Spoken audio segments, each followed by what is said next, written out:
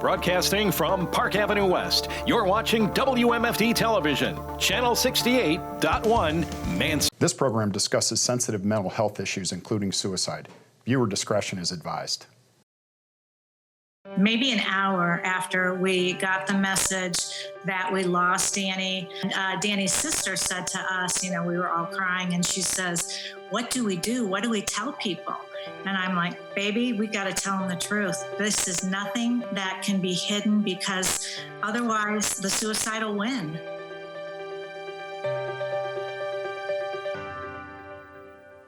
We're not mental health professionals. It's just something that happened to our family. We direct people other places. And most important of all, I think, don't quit. Keep fighting. Keep living. Things will get better. Good evening, and welcome to Sparking the Conversation. We're Jeff and Donna Heck with 33 Forever, and we are so excited to be able to bring you weekly half-hour messages, stories, and resources surrounding mental health topics and the challenges we face. Our show's purpose and hope is to provide you with both information and inspiration, making the conversations about mental health the norm. Sarah Ditto is a retired US Air Force Chaplain with 21 years of service to the country. Initially enlisting in the military while still in high school, she utilized the educational resources the Air Force offered and earned her Master's of Divinity in Chaplaincy. Even though now retired from the military, she continues to work in ministry as a support pastor at Irresistible Church in Lexington. Welcome to Sparking the Conversation, Sarah. Thank you so much for joining us. Definitely. Thank you for having me. Yes. Well, we're excited to have you. We've been focusing a lot of our episodes recently on the military and on veterans and on veteran and military mental health in particular. And with your specific experience in the Air Force and I know with the National Guard here in Mansfield, we thought it was perfect for you to bring even a little bit of a different side in with your chaplaincy and some of that you've done. So tell us a little bit about your background. How did you get into the chaplaincy program? Maybe why did you get into the chaplaincy program after enlisting and being in the regular Air Force for a while? Definitely. To be honest, it was not the job I set out to do when I was a young kid. I never thought that I would even join the military, to be honest. It was actually the last job I even considered doing, and I was that person that said I would never join the military. It's not for me. It's not for me. And don't ever say that, because you never know what God's plans are for your life. Very true. And I ended up joining at 17, like you said, and I was still in high school. It was in November of my senior year, so I still had quite a ways to go. And I left in July after I graduated, enlisted, went to basic. Right after that, after I got done with basic, 9/11 happened. Oh. I'd been in the military for about 8 or 9 weeks at that time. Wow. So it's not really the military that I'd planned to serve in, I guess you could say, because Yes. we were not in a war when I enlisted. Right. And here I found myself fresh out of basic, and we were fresh into a new war. Right. Let me interrupt Yes, you with yes. that, only because that's something people don't talk about. What do babies do? Seriously, I know you have your training, but you're in the sheltered world, the sheltered family, and you have your basic training, and then all of a sudden you're faced with this. What kind of mental health trauma is that? Or was there help? Or what? How did I probably didn't even realize right away that there was mental health issues that happened right at that point until later on in my career, because here we are, we're in a dorm room, and my tech training hadn't even started yet. I was still a week away from tech starting, and so I'm doing guard duty at night, and I had just gotten off a shift, and I go in and I go into my dorm room, and I remember hearing on the radio that something about some attack or whatever, or some 911 calls and things like that. And I'm like, oh, well, people are playing jokes because it's 911. They're calling 911. I turn the radio off and go to bed, because I had just gotten off a shift. Yeah. And come to find out, my friends are coming to wake me up, and they're having a big old dorm meeting, and we're getting all this information. And this is before a lot of cell phones. Right. I didn't have a way of contacting my parents to let them know that, we were okay. We weren't going anywhere, because that was the rumor going around at that point, was that all of us in tech training, they were just going to send us off and put us on the front lines because we were the newest people that they could just send out easily enough. It was not even close to true, but you know how the rumor mills start. And I really didn't realize for a few years how much that actually affected the mental health to start my career. And somehow I still made it 21 years in with everything else and how it started. So. Well, and your journey, I think, is really interesting, because as you said, you started out as an enlisted person. Yes. And as I mentioned in the introduction, the Air Force, the military, gave you some educational opportunities that you were excited to take advantage of, and you did. Tell us about that a little bit. Air Force is the only branch of the military that has their own college. So I have my associates with the Community College of the Air Force, and then they also paid for me to go on and do my bachelor's and my master's. So I utilized all the military benefits, the GI Bill and the post 9/11 GI Bill that I got as well, and they paid for all of my education, and then they allowed me to then to commission as a chaplain because that's what my degree was in. And that was after you'd been in the military for quite a few years. I was in 11 years before 11 years, because it was in 2012 that I commissioned. Okay, good. So Go ahead. Well, I was just going to say, so the chaplaincy program brought you into a whole new realm of the military. We talked about it before we got on air tonight, but tell folks, what does a chaplain in the military do? What's kind of the function? Obviously, the spiritual health of people, but it's more than that. It's a lot more than that, and really it boils down to we're making sure your First Amendment rights are there, your right to have the freedom of a religion, the right to have no religion at all, really is basically what we boil down to, is that we're making sure that if you believe in something, we're there to make sure your beliefs, you're allowed to hold those beliefs, or if you don't believe in anything, you're allowed to hold that belief as well. We are not there to proselytize at all. We're not there to try and do anything based off of what our normal pastoral roles would be outside of the military function, but we're just there to make sure that people have that spiritual person to turn to in case they need it. And we find that a lot of times, even people who maybe aren't spiritual at any time, they still come to the chaplaincy for someone to talk to, because we hold confidentiality 100% for what they tell us.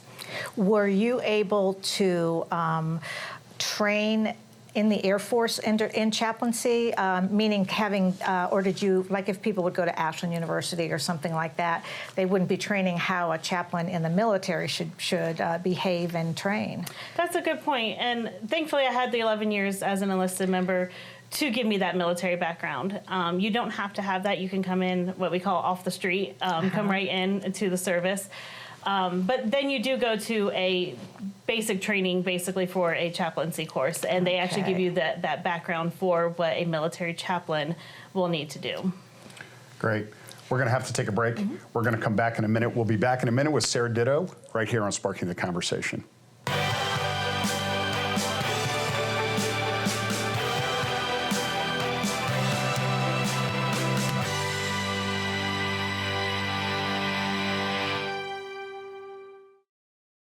No one kinda likes the Filet-O-Fish. It's an all-or-nothing sandwich. That's why we never see one half-eaten. Get 2 delicious Filet-O-Fish sandwiches for just $6, only at McDonald's.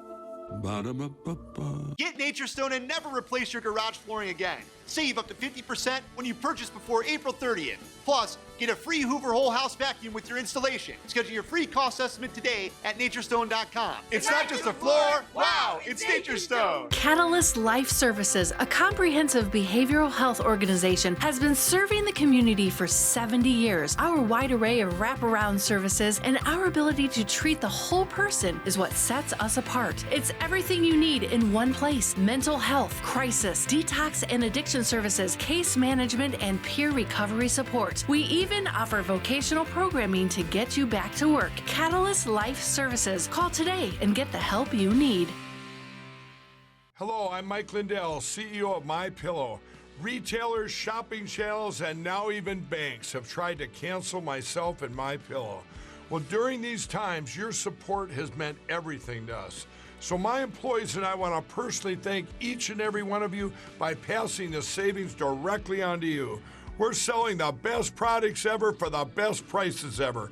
For example, we have my standard size MyPillow, regularly $69.98, now only $19.98 with your promo code. Or you can get custom fit with my premium queen size MyPillows, regularly $79.98, now just $29.98. Or my king size, regular $89.98, now just $34.98. So go to mypillow.com now and use the promo code on your screen, or call the 1-800 number below to receive this exclusive offer. If you do it right now, I'm going to include a free gift with your purchase. Thank you and God bless. This program discusses sensitive mental health issues, including suicide. Viewer discretion is advised. Welcome back to Sparking the Conversation. We are so happy to be here with Sarah Ditto. Sarah is a retired chaplain of the US Air Force. You're a mom. Yes. You are an associate pastor. You have so many hats. What we were talking about that we really want you to share with our audience is what it's like emotionally to be in deployment and being a wife, a mother, and being in the military, having to leave your family. Well, I will try not to get emotional because it is tough. I will just say that. My fourth deployment, it was my first one as a wife and a mother. I went through 3 deployments when I was single. And it was really weird because I was a stay-at-home mom for the most part. Being in the Air Guard, I only worked my 1 weekend a month. And so I went from being a stay-at-home mom and dealing with these young children to turning around the next day. I'm in uniform every day and I'm dealing with adults and being that emotional support that everyone needs. And my daughter had her birthday while I was gone, and I had to deal with, not being there to celebrate. I mean, thankfully she was 2, and she doesn't really remember it. She remembers the pictures and she remembers the stories of it, but she doesn't really remember it. Mm-hmm. But it gave me a really good perspective because there was a lot of moms that I dealt with in my locations that I was at, because I actually got to travel around. So my last deployment, I was the Air Force Chaplain for all of Africa, which is Air Force Africa. And we had a bunch of locations that I traveled to. So I was on the road in a plane every couple of days, flying somewhere else to a new base, to new people, to a new situation, and not knowing really what I was going to get into. But everywhere I went, I found these moms that were celebrating their kid's first birthday, that were celebrating their kid's graduation, that one of their kids got married, and they weren't there for any of it because it was all planned prior to the deployment coming up. And I got to grieve with all of these moms because those are times when, as a mom, you want to be there. Yes. As a mom, you're not saying dad's not important. Please don't take it that way for anyone out there listening. But because dads are vital into the relationship and into moms the parents. Moms are special people. But, the moms, 100%. especially when we have those young ones, celebrating that kid's first birthday. So I remember taking Hostess cupcakes down to the location that we were at and candles in my suitcase and stuff like that. And we celebrated that kid's birthday together because she couldn't be home, and we took pictures and sent them home to her husband and her kids so she could enjoy that too. Well, and you mentioned dads, but that's a real thing too. So dads are missing all those events. Absolutely. Dads are having all kinds of struggles. Everybody who goes out on a deployment is missing parts of their normal life, especially when they're in the Guard, kind of like you were, where you're that citizen soldier. You're not in the military every day, and all of a sudden you are, and it's real, and you're gone. Mm-hmm. So talk about, as a chaplain, I'm sure you dealt with that, providing other support and some of the things that you saw when you were out on deployment that people struggled with. We dealt with a lot of the typical things that you would probably expect. Just missing home, missing all the events and stuff like that. Watching weddings over FaceTime, and thankfully we had some Wi-Fi and stuff and able to do that in locations. But then you get the people that get like the Dear John letters and dealing with them mentally then on trying to understand like what happened in this time frame that I've been gone. And I mean, marriages that have been going for years, and then these guys or gals come into my chapel and just say, here's the letter I just got, and show it. And it's like, oh my goodness, like me having to go through and like try and help them to cope to get through the rest of that deployment, because most of the time we can't send them home. Right. Mm-hmm. I mean, that's not a reason to get sent home, sadly enough. And while there are reasons to, we would have to keep them there. And so then constantly to come bringing them in and making sure that someone's got eyes on that person and keeping track of what they're doing and where they are, because you just don't know how they're going to cope with all of that.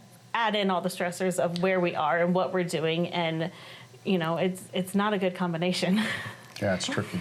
Yeah, and you said a lot of it was also you weren't able to talk about your locations to people. Mm-hmm. So you were dealing with that. Other people were dealing with that. What did you do for your own mental health while you were there when you were having those issues? I journal. Okay. I am a big journaler because I can get my emotions out. I can get them onto paper, and then I can close them up in the nice little pretty book, and I can set them on the shelf.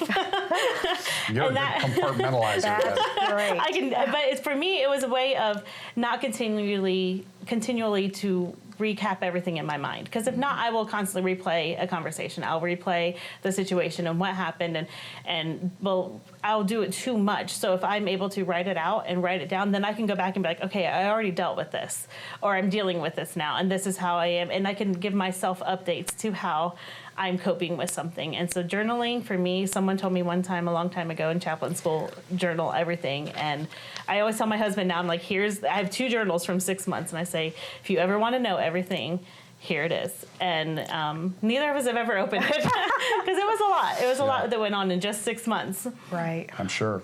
So one of the other things I think we want to talk about when we get back is the military and mental health.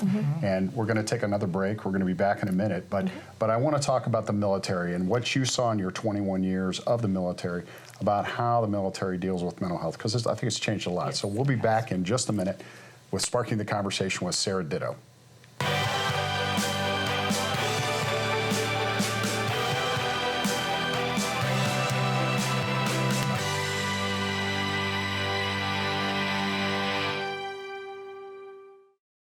If you've been injured, whether personal injury, medical malpractice, or wrongful death, you are not alone. And you definitely don't have to fight alone. While you focus on recovery, let the HEC law offices focus on your case. With over 45 years of combined legal experience, we understand your situation and the entire overwhelming legal process. With an injury you're already handling too much, let our team be your advocate. I'm Jeff Heck. And I'm Jeff Stifler. We're Mansfield's Injury Lawyers. Call us today or visit us at hecklawoffices.com. I wish my grandfather knew how deeply his loss would be felt. But if love could have saved you, you would have lived forever. I wish she had the chance to grow up and learn more about what life had to offer her. I am so glad someone reminded me that I'm worth it and will always be worth it. I'm glad that I have people now that support what I want to do in my dream of helping other people. When you're craving fresh, authentic Mexican cuisine, El Campestre is the place for you. Try the Campestre combo with grilled chicken soft taco, steak hard taco, and a chicken enchilada. The super flautas, stuffed with your choice of shredded chicken or beef. El Tapatio, the barbecue chicken fajita milk. Molcajete with grilled steak, chicken, and jumbo shrimp. Pepper jack fajitas. Complement any entree with your favorite cocktail or try one of their specialties. Daily lunch and dinner specials. Satisfy that craving at El Campestre.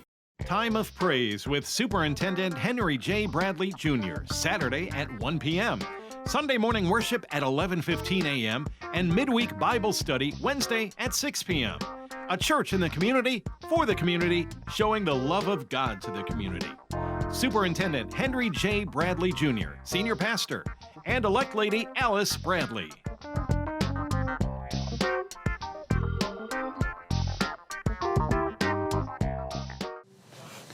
Welcome back. We are here again this evening with Sarah Ditto, who's a retired United States Air Force Chaplain. Yes. And some of the experiences you had in the Air Force as it relates to mental health especially, you experienced a horrific period of time, I know, when you were actually, I don't think you were quite done with your chaplaincy program yet, but tell the audience a little bit about that, because I know it's a serious and unfortunately growing problem in the military. Yeah, unfortunately, we had a span of time where we had 3 pretty quick suicides on our own base out here. It was a few years ago, but it was people that I knew, and it was husbands, it was fathers, it was people that you just talked to the day before. And it was a surprise. It was a shock because it all happened so quickly. I was still about 6 months from graduating, maybe not even that, with my master's degree. So I was about a year from joining the chaplain corps in the military. But my job on the enlisted side, I also dealt with the paperwork of the finalizing of the processes of things that we had to go through in the military, because a couple of them were, were full time, and so they worked out there all the time, and so everyone knew them. Everyone knew who these people were. One of them, he'd let me borrow his socks one day, and I still have that pair of socks because it's like you don't want to let it go. And it took me 8 years to take his phone number out of my phone because it was probably someone else's phone number at the time, but it was just it was almost a comfort to keep it in there. But we all dealt with it in different ways. I think on the base, they were very prominent people that everyone knew. So it took a lot of us, I think, by surprise, and that's when we really started making sure that we were turning the tides on this mental health talk and making sure that we were talking about how are you doing. Mm-hmm. Right. Yeah, we had Vivian Winters on the show, and she had shared a bit about that, about how they are there and to try to get people to talk. And if you mirror this to the beginning of your enlistment, how if you had witnessed something like that or lived through it, what would have happened? Well, I still remember on one of my deployments waking up one morning and finding out that we had a death, but that's all that I heard. And again, like I said, my job in the enlisted side, I got some of that paperwork and I got some of that information, but I wasn't high enough in the chain at that time to really understand what had happened or to get a lot of that information. And it took me a few years to really understand that that's what this kid had done on this deployment. And so there was a lot of taboo, a lot of don't talk about it, don't talk about mental health. If you go seek help, then you may lose your job. If you go seek help, then we can't trust you to do the position that we've hired you to do. And so people held a lot of things in, I think, and this is my opinion on what I've seen. But over the years, we've really turned the tides on that. We've really tried to get the story out there. And even in chaplain school, we practiced talking about, are you thinking about hurting yourself or someone else? And practice getting that yes. Because I think so many people are scared to ask, are you thinking of hurting yourself? Because what if they tell me yes? What am I going to do? Now what, right? Absolutely. Because they're telling me yes, and now I'm like, oh, well, that's not the answer I was thinking that you would give me, so now what do I do with you? So we actually practice that in the chaplaincy. We actually practice getting that yes, and what will you do with that person, and how will you help them from that yes? Give our audience a little bit, if you would, about, and you mentioned it already, but how the military changed in the 20 years that you were a part of the military, and how mental health was maybe dealt with at the beginning. You've referenced it, but then how was it as you're leaving, as you're retiring? I think at the beginning it wasn't talked about. Like, there was no conversation, there was no talking about it, there was none of that. But at the end, we've actually been able to have people on our base. Vivian Winters, you've mentioned her. She's a great instrument to be able to help all of our members, and the conversation is out there now. It's good. It is good, and your position just in the service is an incredible way to start the conversation, and I'm sure you were very instrumental in helping our unit. So thank you for that. What we always like to do is leave the end of the show for a hope story. I don't know if you have any stories that you'd like to share, or something that can just give hope and light to such a sad subject that's talking about suicide. I think for me, it's just getting to know people. There's a hope in getting to know someone and getting to really talk to them. And it's more than just that passing, hey, how you doing, and walking on before you get an answer. It's that conversation that truly happens when you sit down and truly look at someone in the eye and say, how are you today? And getting that answer, and then knowing that that person knows that they can then come to you again and again. Maybe they're just having a bad day. Maybe they want to share something happy with you. And the friendships that you develop in that type of situation is really something that I will cherish forever. And I'm very thankful that it has taught me to sit down and listen more. Well, one of the things I think that's very helpful for me listening to you, and then also listening to Vivian when she was here, is how things have come along, and that there now are resources, and it doesn't have to be hidden. And somebody who's struggling, there are resources out there, whether in the civilian world or otherwise, but there are lots of resources for military people, for veterans, for family members of military, for people coming back from deployment who may be struggling. And I think all those things are great to know about. So they are. We want to thank you, Sarah, for being with us tonight here and sparking the conversation. We're going to be back in just a minute with our memory moment.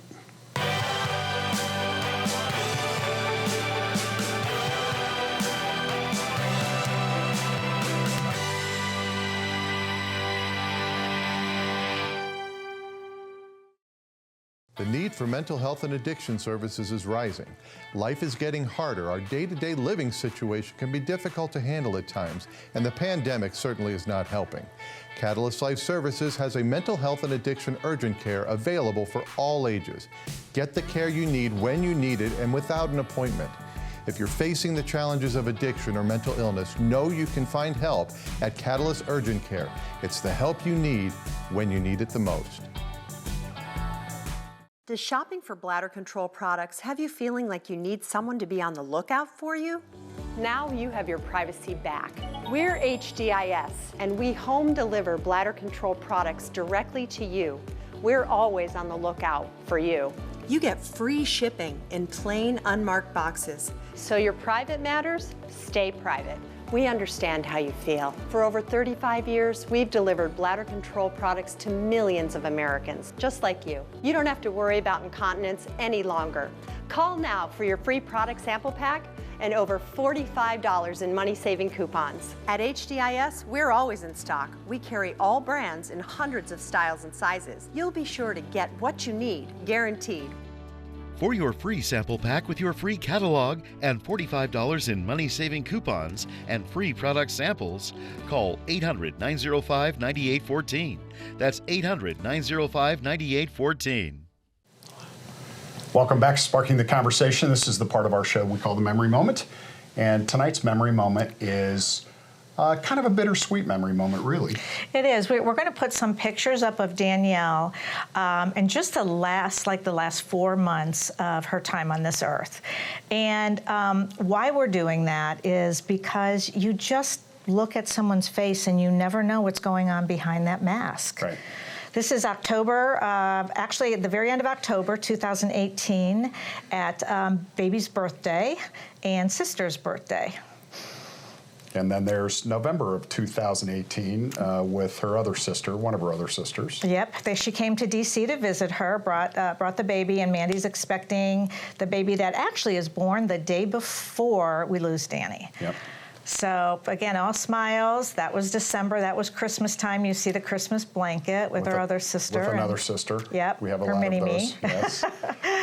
And then January, Danny was still good. So, you look at the faces, you never know. And our thought for today, we have had a lot this past month, it seems. Yeah. We keep getting blows of people that have just struggled and are, losing the battle to depression. Yeah, so it's really important that everybody, I think the message we want to leave with you tonight is take care of yourselves and make sure you're taking care of the people around you. And even if somebody looks like they're good on the outside, just check in, make sure they are, and make sure that they know how you feel about them and how important they are to you. And if you're struggling, make sure you tell somebody that you're not feeling exactly good. Just take care of you. That's the most important message we can give tonight. So that's really it for tonight. We appreciate you joining us here on Sparking the Conversation again, and we'll see you again next week with another great guest.